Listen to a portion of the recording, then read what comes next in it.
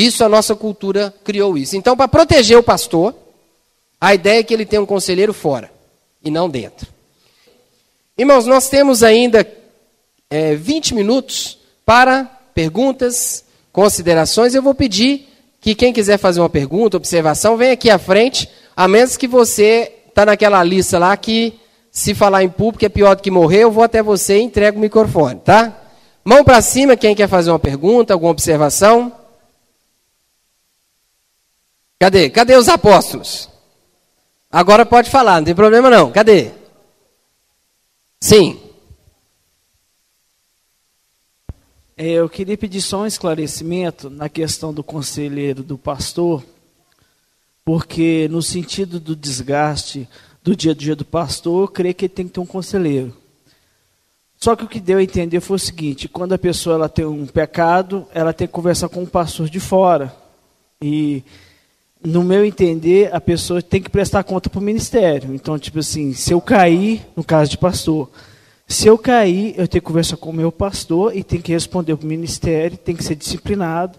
E tenho, porque até a questão do confessar inclui essa responsabilidade, né, de eu confessar para o pastor. E quando o professor falou, ficou meio subentendido que a pessoa, quando ela cai, ela tem que procurar um pastor de fora.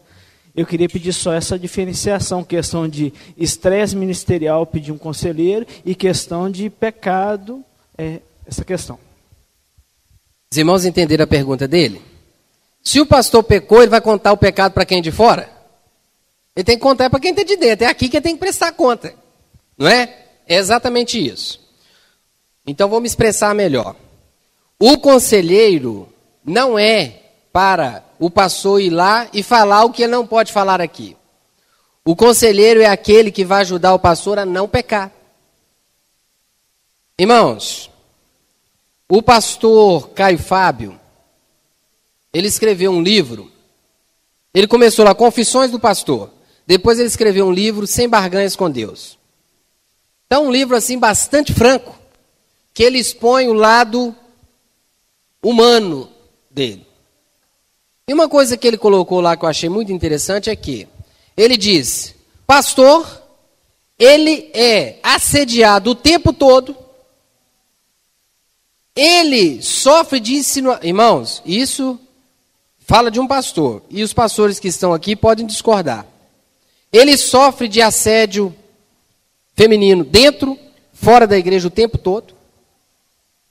Ele sofre de assédio de vizinhos.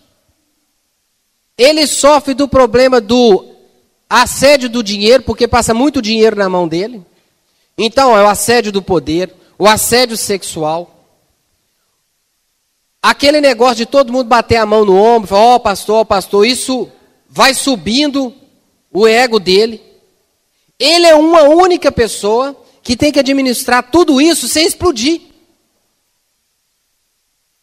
E se ele chega para alguém e fala assim: você é meu conselheiro, eu falo assim, Ulisses, eu tenho que te contar uma coisa. Tem uma irmãzinha na igreja que não me dá sossego. Irmãos, o pastor falar isso já soa como pecado. Ele não tem o direito de sofrer esse problema.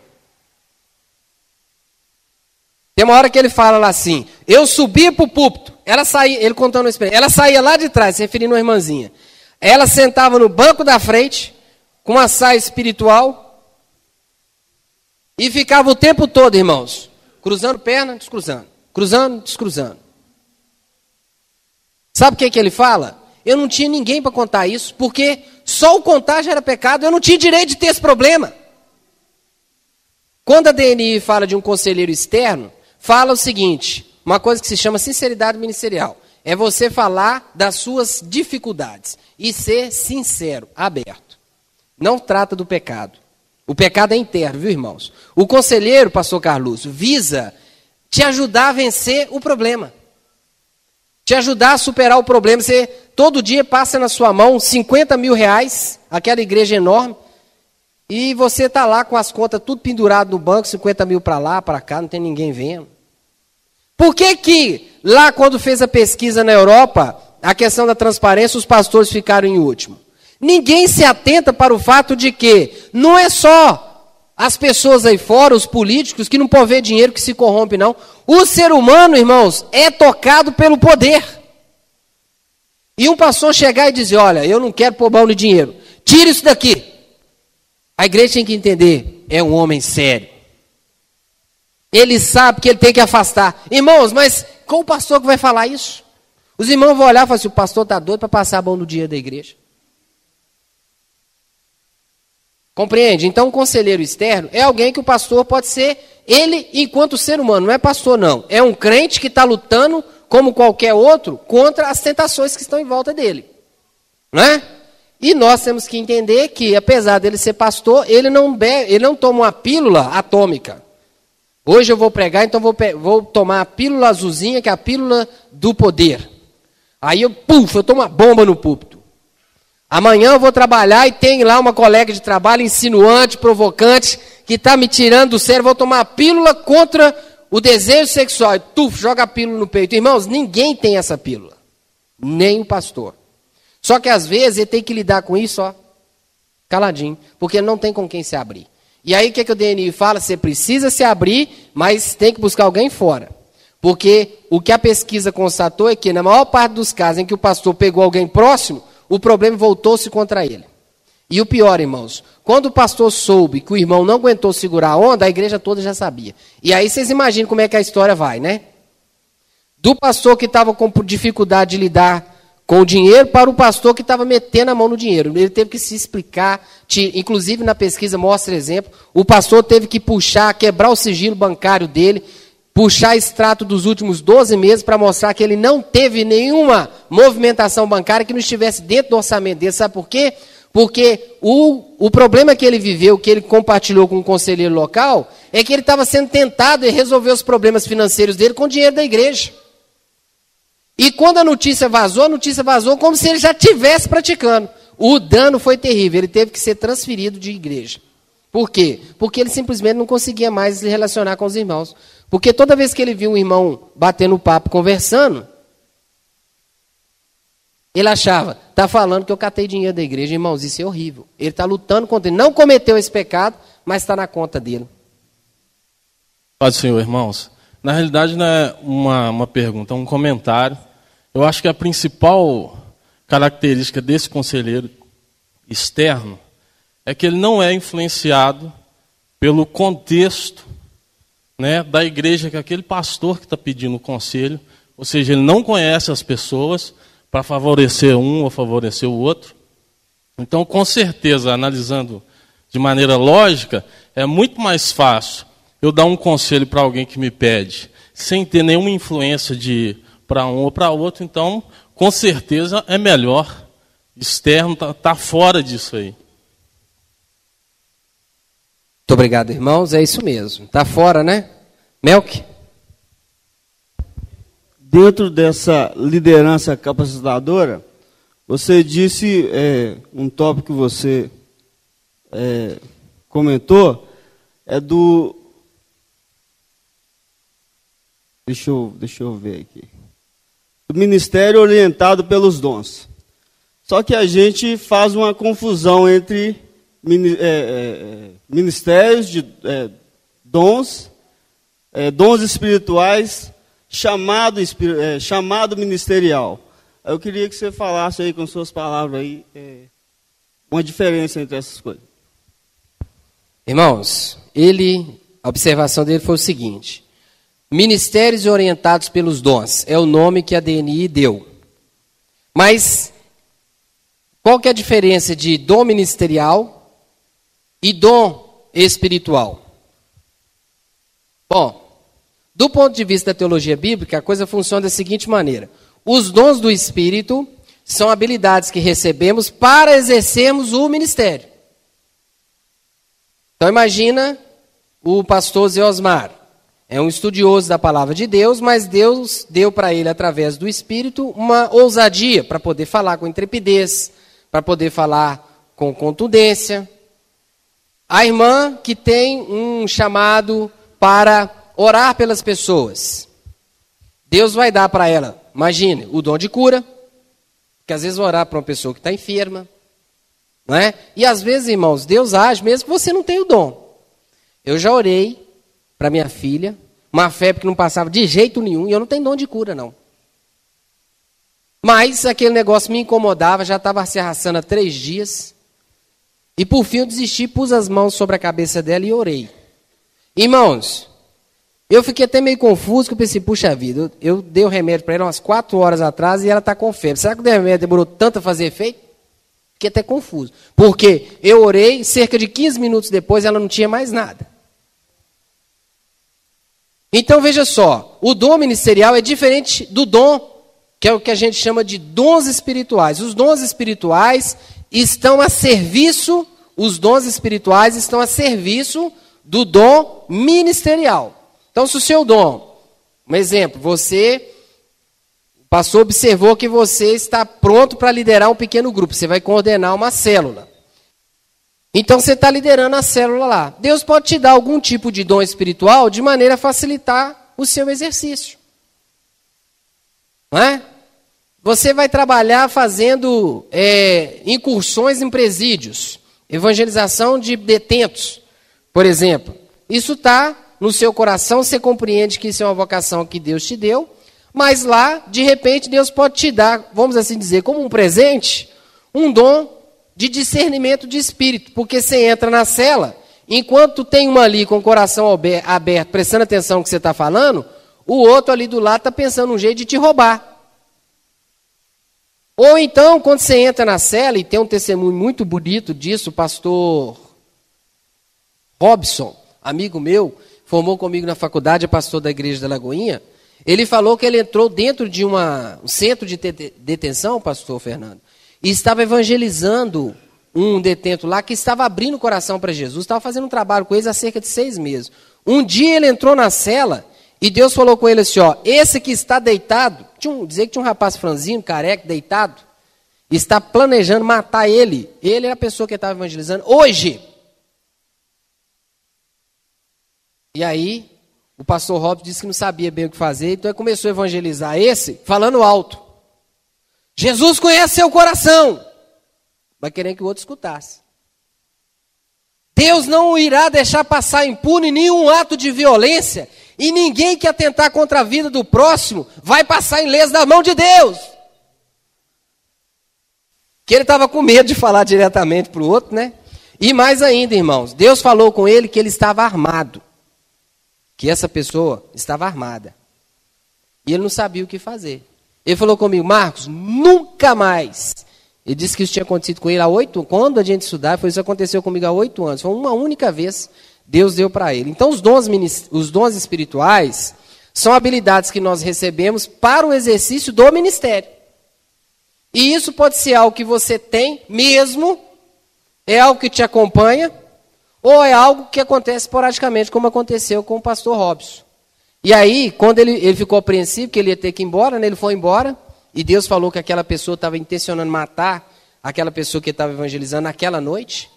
E ele falou assim, eu não posso contar para ele, ó, o seu colega está querendo te matar. 2 detentos falaram, eu mato ele antes, né? Então, ele só orou e foi embora. Quando chegou no outro dia, aí ele perguntou, chegou apreensivo e tal, perguntou, e aí, tá tudo bem? Como é que foi a noite? Olhando assim, procurando o outro estava lá, deitado, não falou nada. Não, tá tudo bem, sem problema nenhum. Aí teve, no mesmo dia que ele foi, aquelas batidas de revistas que se fazem nas celas, acharam um estilete dentro da fronha do travesseiro, e eles pegaram. Aí, quando desceu a revista, que pegou o estilete, e saiu, na hora que tirou, esse que ia matar, bateu no peito do colega dele e falou assim, ó, você ganhou outra vida, porque eu ia te cortar você todo ontem. Aí, esse que é um bitelo de um homem, olhou para baixo assim, você ia me matar? Por quê? Ele falou assim, ó, você não precisa saber por que você ia morrer, mas você vai saber por que você não morreu. Porque tudo que aquele pastor falou ontem me julgou por terra. E eu fiquei com tanto medo de encontrar Deus na reta e ter que explicar por que eu fiz aquilo. Aí, sabe o que esse rapaz fez? Falou assim, então tá bom, então você tinha um estilete para mim, eu tenho algo para você. Enfiou a mão dentro da fronha e tirou um livrinho assim, chama Pão da Vida, um devocional que ele estava sendo evangelizado. Pode estar todo rabiscado, mas o pastor me dá outro. Toma esse para você. Irmãos, Deus deu para ele naquela hora discernimento de espírito. Foi uma habilidade que ele recebeu para o exercício do ministério. Portanto, chamado ministerial é diferente de dom espiritual. O dom espiritual você recebe no exercício do ministério. E às vezes, irmãos, isso é uma coisa maravilhosa. Quem prega aqui sabe, às vezes você sobe para o púlpito, você passou o dia inteiro preparando a mensagem, na hora que você sobe no púlpito, que você pega a Bíblia, o seu coração arde. E Deus fala com você, você vai falar é isso. Você fala assim, mas Senhor, que sermão bonito que eu preparei. Não, você vai falar isso, mas olha que sermão grandão, cheiroso que eu montei. Mas você vai falar isso, mas eu fiquei o dia inteiro preparando assim, mas você vai falar isso. Aí você pega o sermão bonito, né, pastor Zé Osmar? Põe debaixo da Bíblia e abre a Bíblia e vai falar o que Deus quer. E no final do culto é que você vai entender. Chega o irmãozinho no final e fala assim, pastor, eu vim aqui apenas para me despedir da vida. Mas quando o senhor falou aquilo que Deus tem um propósito na minha vida, eu entendi que eu não podia morrer. Então, eu quero que o senhor ore por mim. Aí você vai entender que se você tivesse pregado o sermão planejado, essa palavra, Deus tem um propósito na sua vida, não aparece em nenhum momento no seu texto. E a pesquisa DNI tentou fazer uma leitura dessas igrejas que crescem com qualidade, para tentar identificar nela aquilo que seria o traço característico. O que elas têm em comum? E o que elas têm em comum são essas 8 marcas que a gente observou aqui, né? Mas a impressão que eu tenho é o seguinte, especialmente para uma igreja que está iniciando um processo de adequação das suas estruturas, é natural que ocorram em alguns momentos, mas pode ser que a estrutura da igreja ainda não permite que você identifique todo mundo e use em caminho de modo a cada um cumprir o seu ministério. Tá certo?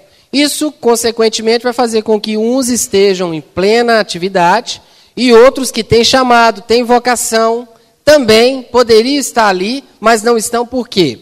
Porque a estrutura ainda não permite, porque ainda não tem como esse trabalho ser realizado, porque ela não tem onde atuar. Então, aí, nesse caso, eu não sei se seria se dizer que houve privilégio de um ou de outro, se seria o caso.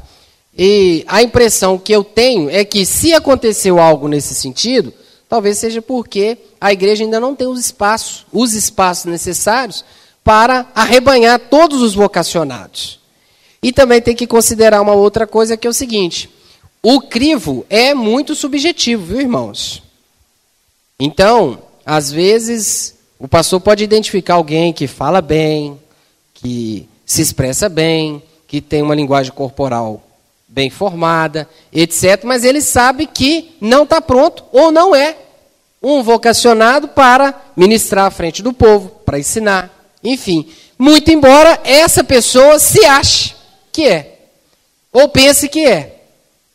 Não é? Então, o que a gente tem que pensar é que, se houver algum tipo de desvio nesse sentido, é algo que a igreja tem que entender com naturalidade, no sentido de tentar corrigir. Mas não pode fazer de um caso ou outro, se é o que está acontecendo, generalizar. Nós não podemos pensar que uma igreja que... Só tem 2 tipos de igreja. A igreja que investe nos seus membros e a igreja que não investe. Tem a igreja que está investindo, ou seja, o processo ainda não está terminado. Tem muitos irmãos e muitas irmãs que ainda vão entrar, vão vir fazer parte, vão compor o corpo, e às vezes isso pode acontecer num primeiro momento e no segundo momento. Com relação ao fato de se usar o púlpito para expor a situação particular de um irmão ou de outro, irmãos, isso aí é algo grave, né? E até, graças a Deus, eu nunca presenciei nada semelhante, não. O que eu já vi foi o seguinte, às vezes, o irmão enfogueta o pastor, ou fogueta lá o pregador, e ele sobe para o púlpito, a pregação dele o tempo todo é sobre aquele assunto, né? Mas, publicamente, expor situações particulares, especialmente situações relacionadas a pecado, eu nunca observei isso não. Mas se isso de fato ocorreu ou está acontecendo, é um desvio ministerial sério, e creio que, pelo menos no nosso ciclo mais próximo, eu não vejo esse tipo de maturidade ministerial, graças a Deus, né? Porque isso de fato é algo muito sério. O local que a gente tem para conversar sobre as dificuldades, as ansiedades, os pecados dos irmãos e tratar e orar é um recinto particular. Né? A ideia de levar as cargas uns dos outros sugere isso, que você encontra no seu irmão alguém que te ajuda a caminhar. Mas ajudar a caminhar inclui, inclusive, sigilo, discrição, que é muito comum entre os padres, né?